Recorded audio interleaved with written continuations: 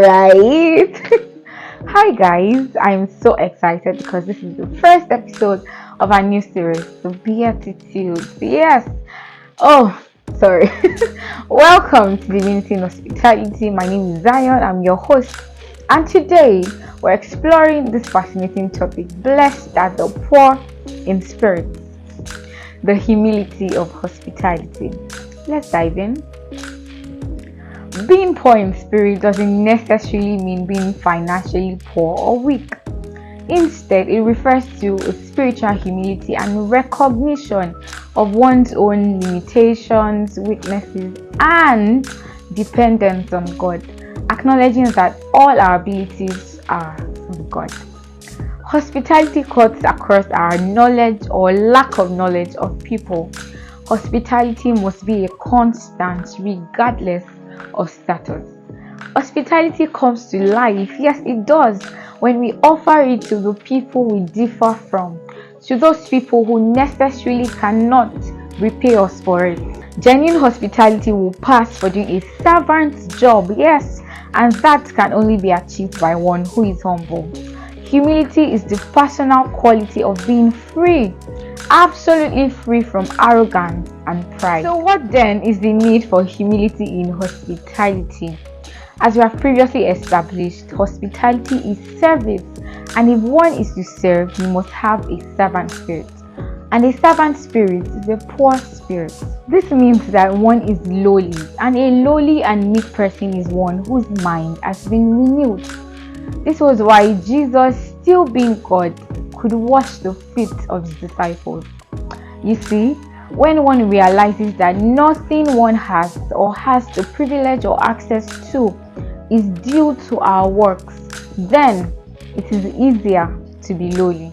In hospitality, humility is evident in the ways we recognize and prioritize the needs of people, letting go of our own desires and agenda to make them feel welcomed and valued.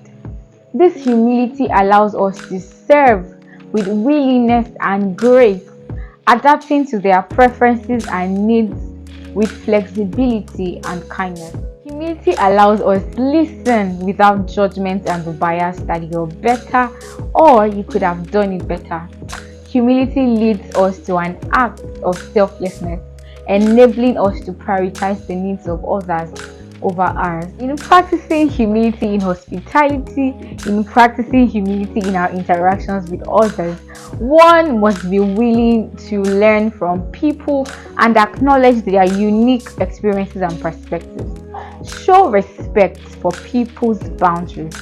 Be mindful of your own weaknesses and limitations, and don't be afraid to ask for help when needed. Show compassion and kindness regardless of their background or circumstances. Be humble in your interactions, avoiding arrogance or superiority.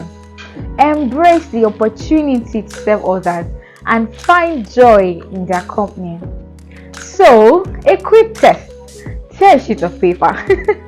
Would you still consistently and pleasantly serve an irritable guest with the same amount of vigor with which you started? Would you still seek the perspective of others despite knowing that you are in the right?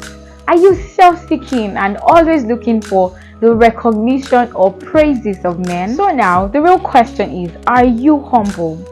Hospitality is never maximized when the host is void of humility. In hosting God, one has to submit and be meek. Like the Bible says, he only dwells with those who are humble and have a contrite spirit, and that way they are open to learn of him. So also is hosting and interacting with people with different backgrounds and cultures. A poor spirit is necessary in allowing for tolerance, love, and effective service. And yes, we've come to the end of today's episode. Please hit the subscribe button, like this video, leave a comment, and please share. I'll see you next time. Bye.